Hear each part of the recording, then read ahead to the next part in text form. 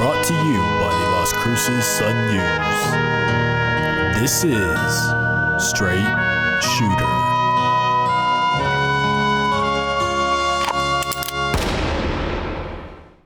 What is going on, everybody? This is Justin Martinez, aka Jay the Sports Dude, and if you are listening right now, let me just say thank you for tuning in to Straight Shooter, the podcast where I shoot from the hip and give you everything that you need to know about the New Mexico State men's basketball team. This is episode 11 of our season-long journey, so if you're a returning listener, then welcome back. I missed you, and if you're new to the program, well then welcome to the family. Where have you been all my life? We have a great episode in store this evening, so sit back and relax because I got you. I'm coming to you from a place that I like to call the saloon. So barkeep, what do we have on tap for today? On tap today is a recap of this week's games, an interview with Sean Williams, and a preview of the Utah Valley game. Alrighty, thank you, barkeep. I have my lasso in hand, and it's time for our post-game roundup, the segment where I round up my thoughts on the most recent New Mexico State games. And in this case, the Aggies had a pair of contests at home this past week. They earned a 93-54 win over Chicago State on Thursday and a 74-71 win over UMKC on Saturday. So here are my takeaways. My first one comes from the win over Chicago State, and it's that there's a reason why Sean Buchanan is getting minutes with this team. Now, the senior point guard did see his PT take a bit of a dip for the 2.5 games that AJ Harris was back. However, he made the most of all 17 minutes he was on the court against the Cougars. Buchanan finished with 9 assists and had a plus-minus of 19, guys. Now, this dude was dropping dimes left and right, and that's why he's going to continue to be in that 20-minute range for the Aggies moving forward. Now, Evan Gilliard II is most likely going to remain the starter at the one spot because of the scoring punch that he provides in the backcourt and the fact that they already have Jabari Rice, who is a great defending guard in that starting five, so you don't necessarily need Buchanan's defensive presence in that first unit. However, there's no denying the value he has on this team, and it's good to see him making the most of his time out there on the court. Now let's get into roundup number 2. So my second takeaway comes from the win against UMKC, and it's that the injuries to Harris and Henry aren't the reason why this was a close game. Now, the biggest reasons to me was just a lack of focus by the Aggies, guys. Their season low in offensive rebounds was 8 entering this game, and they only recorded 3 offensive rebounds in this game against the Ruse team. That is worth mentioning, guys. They didn't even have 6'10" senior Javon White, who is a rebounding machine. He was injured for this game, and yet they still only came up with 3 offensive boards. Now, there's zero excuse for that, and it didn't end there. New Mexico State also recorded 18 turnovers, 12 of which came in that second half. Now, 7 different Aggies players had at least 2 turnovers, which tells me that the whole group didn't come out with that mental sharpness that is necessary when you're playing a good UMKC team, or any team for that matter. Those 2 stats say a lot, but fortunately, they can go to film and practice this week and try to learn from a win rather than learn from a loss. And one of the reasons why they won that game is because of a bad man that is the focal point of my roundup number 3.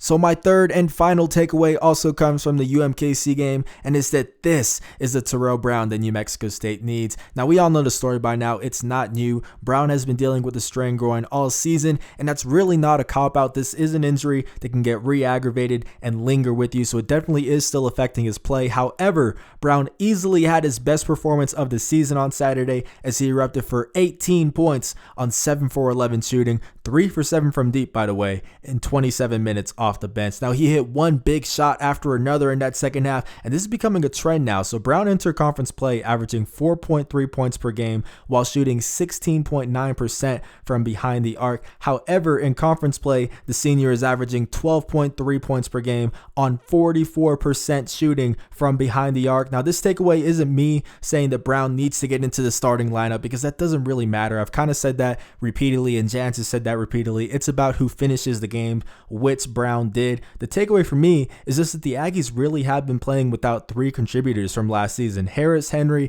and Brown, because last year's version did not return at the start of this year due to that groin injury, but that's beginning to change, and it's coming at a key time for an Aggies team that's now down a few players. So that buzzer means we are out of time for segment number 1. Now it is time for our second segment of the day, which is an interview with the guy that honestly, I don't know why I haven't had him on the show yet. He's one of the best shooters on the team, and he's likely going to see a boost in minutes with these recent injuries. That guy is Sean Williams, the junior guard who transferred from Eastern Carolina in the summer and has had some pretty stellar games for New Mexico State so far. His 17-point outing against Southern is one example, but he also dropped 11 points against Chicago State this past Thursday. That's enough of me talking, though. Here is my interview with Sean Williams. Barkeep, change the channel real quick. You got it, boss. So just starting off, you came in the summer, and I think we had talked a little bit earlier in the season about your adjustment process and stuff like that with the team. At this point, does it just feel like you're in a rhythm with the team chemistry and all that kind of stuff? Yeah, I'm trying to get my rhythm. Just been getting in the gym a little extra, make sure I'm knocking down shots. Just trying to be ready for the opportunity whenever coach gives it. Just trying to make sure I'm ready. Yeah, it seems like every time you get on there, it's just instant offense. Like, can you talk about just what the regular weekly process is and working on your game, your shooting, stuff like that? Well, besides the team schedule, weights and practice, I just like to get in there with Coach Anwar, just work on my shot, just try to get my moves back going, get some confidence going. Yeah. Now, kind of mentioned while we weren't recording, but Terrell Brown has been playing really well lately. Especially that duo of you guys off the bench, just a scoring duo. Like, can you talk about how dangerous that you two could be off the bench?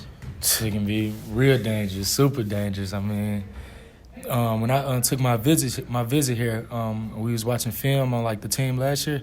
I was just seeing how he played, how they was running and gunning, and ever since then, I was just thinking like we would be a crazy backcourt. Like, so I'm just waiting for it to play out. It's going to eventually, the success is going to happen. Yeah, seems like it's on its way to happening also. And you guys recently came off a pair of wins this past week, win against UMKC, win against Chicago State. Just what are some things that you guys can take away from those games? Just we can't get comfortable.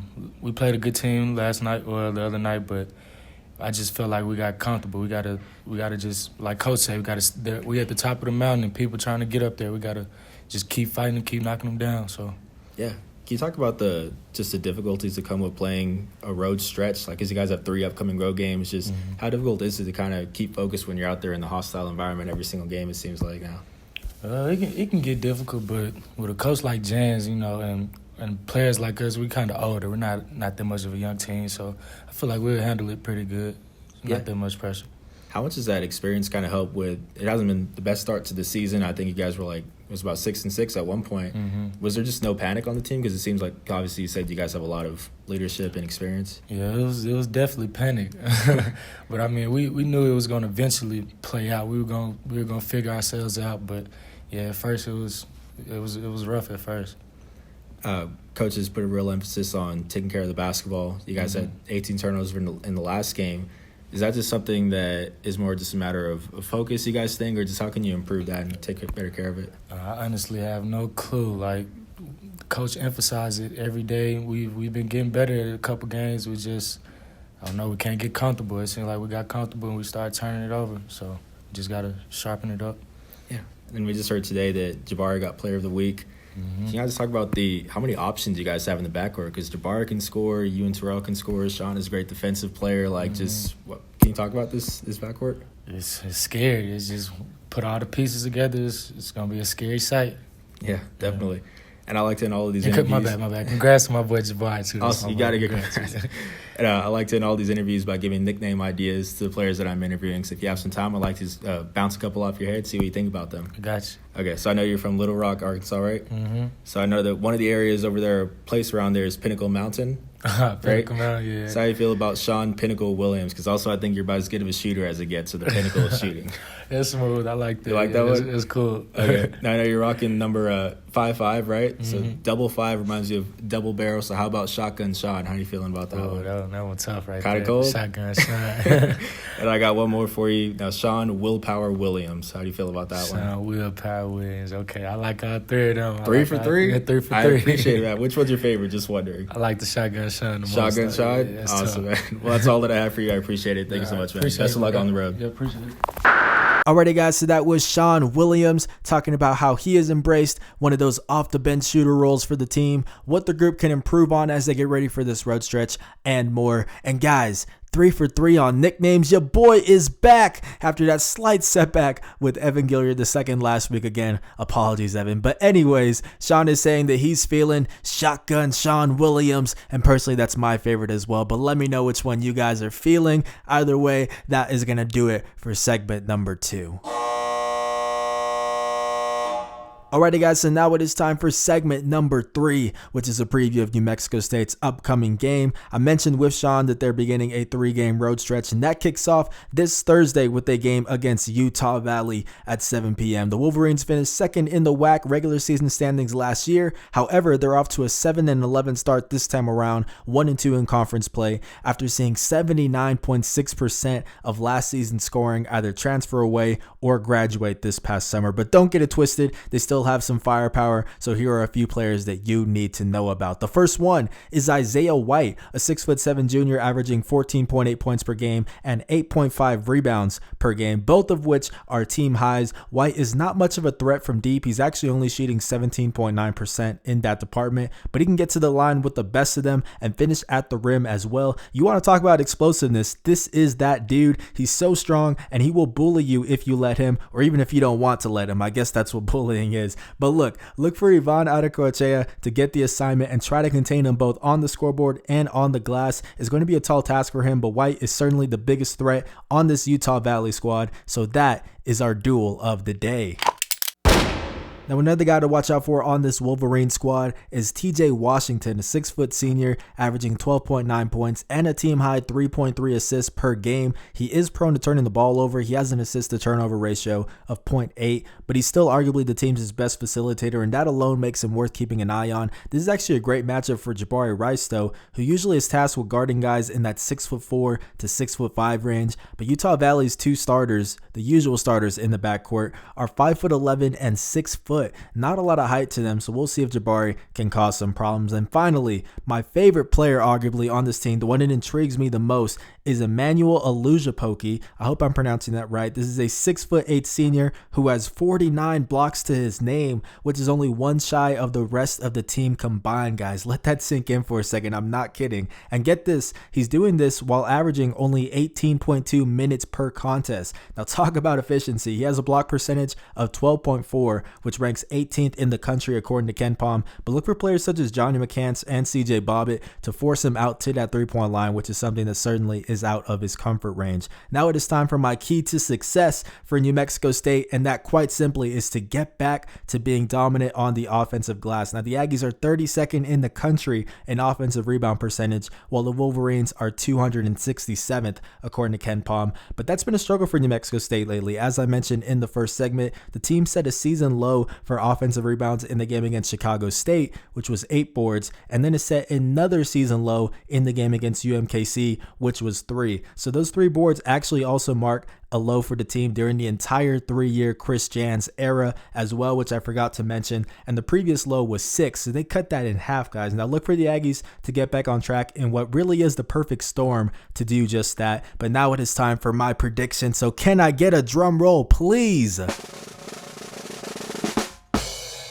So for this one, guys, I'm going to go with New Mexico State by a score of 74-63. That is right. Now, this is the first home conference game for Utah Valley this season, and I do expect them to come out with some intensity and be real fired up. However, this really is an ideal matchup for New Mexico State to start to dominate on the offensive glass as well, and hopefully take better care of the basketball too. That is what I think will happen. But that is going to do it for episode 11 of Straight Shooter. If you listened throughout the whole thing, then thank you so much for tuning in. And also thank you so much to everybody who reached out to me this past weekend, because we had a pretty bad mistake in the paper. I'll go ahead and just explain it real quick for those who don't know what I'm talking about. I posted a game recap of the UMKC win online with the headline reading "Brown shines for NMSU in 74-71 win over UMKC," and I sent that to print for our Sunday paper. Now we do outsource our printing, and someone over there decided to change the headline to "Brown shines for Miners and win over Kangaroos, which obviously is no bueno in these parts.